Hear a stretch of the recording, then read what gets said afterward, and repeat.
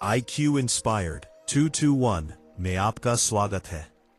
नमस्कार दोस्तों, आज हम एक ऐसे महापुरुष की प्रेरणादायक कहानी जानेंगे जिन्होंने बिना तलवार उठाए करोड़ों लोगों के दिलों पर राज किया, जिन्होंने ये सिखाया कि सबसे बड़ी जीत किसी दूसरे पर नहीं बल्कि अपने मन पर होती है।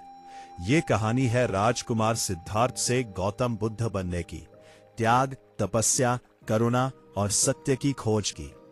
इस कहानी को अंत तक अवश्य सुनिए, क्योंकि हो सकता है कि इसका एक विचार आपकी पूरी सोच बदल दे।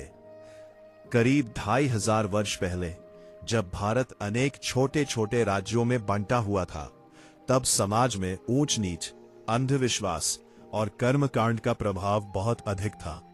लोग सुख की तलाश में थे, लेकिन उन्हें शांति नहीं मिल रही थी। उसी समय शाक्य वंश के राजा शुद्धोधन और रानी महामाया के घर लुम्बिनी में एक पुत्र का जन्म हुआ। उसका नाम रखा गया सिद्धार्थ। जन्म के बाद अनेक विद्वान ऋषि और ज्योतिषी राजमहल पहुंचे। उन्होंने बालक को देखकर कहा कि ये बालक या तो चक्रवर्ती सम्राट बनेगा या फिर संसार का महानतम आध्यात्मिक गुरु। ये सुनकर राजा शुद्धोधन चिंतित हो गए। वे चाहते थे कि उनका पुत्र राजा बने, इसलिए उन्होंने ये निश्चय किया कि सिद्धार्थ को संसार के दुखों से हमेशा दूर रखा जाएगा। सिद्धार्थ का बचपन राजमहल की सुख सुविधाओं में बीता। महलों में सुंदर उद्यान थे, संगीत था, नृत्य था और हर प्रकार का वैभव था। लेकिन बचपन से ही सिद्धार्थ का हृदय अत्यंत दयालु था। वे किसी भी जीव को कष्ट में नहीं देख सकते थे। एक दिन उन्होंने एक घायल हंस को बचाया। उस घटना ने सभी को बता दिया कि ये बालक केवल राजसी शक्ति नहीं बल्कि करुणा की शक्ति भी रखता है। समय बीतता गया। सिद्धार्थ युवा हुए और उनका विवाह यशोधरा से हुआ। कुछ समय बाद उनके पुत्र राहुल का जन्म हुआ। देखने वालों को लगता था कि सिद्धार्थ के पास जीवन की हर खुशी है, लेकिन उनके मन में एक प्रश्न हमेशा उठता था, यदि सब कुछ इतना अच्छा है तो संसार में लोग दुखी क्यों है? एक दिन उन्होंने अपने सारथी छन्ना के साथ नगर भ्रमण किया। पहली बार उन्होंने एक वृद्ध व्यक्ति को देखा, फिर एक बीमार व्यक्ति को देखा। उसके बाद उन्होंने एक मृत व्यक्ति की शवयात्रा देखी। अंत में उन्होंने एक शांत सन्यासी को देखा। इन 4 दृश्यों ने उनके जीवन की दिशा बदल दी। उन्हें समझ आया कि बुढ़ापा, बीमारी और मृत्यु हर मनुष्य के जीवन का सत्य है। यदि इनसे कोई नहीं बच सकता तो जीवन का वास्तविक अर्थ क्या है? उस रात सिद्धार्थ सो नहीं सके। महल का वैभव उन्हें अब बंधन जैसा लगने लगा। उन्होंने अपने सोते हुए पुत्र राहुल और पत्नी यशोधरा को देखा।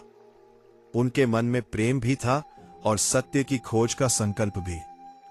आधी रात को उन्होंने राजमहल छोड़ दिया। इतिहास इस घटना को महाभिनिष्क्रमण के नाम से जानता है। राजसी वस्त्र उतारकर उन्होंने साधारण वस्त्र धारण किए और सत्य की खोज में निकल पड़े।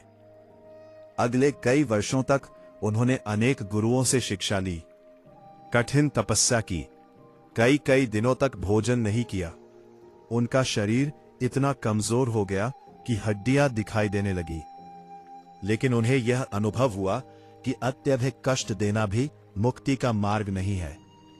अब उन्होंने मध्यम मार्ग अपनाया, न अत्यधिक भोग न अत्यधिक तप।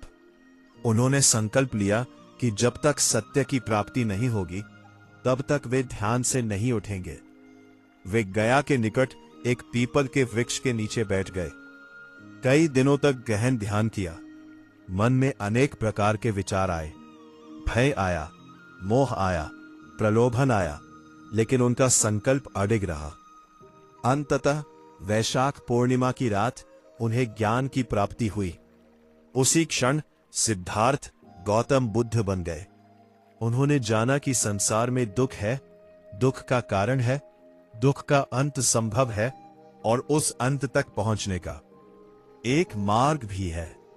ज्ञान प्राप्ति के बाद बुद्ध ने अपना पहला उपदेश सारनाथ में अपने 5 पूर्व साथियों को दिया। यहीं से बौद्ध धर्म की शुरुआत हुई। उन्होंने किसी से यह नहीं कहा कि मेरी बात बिना सोचे मानो।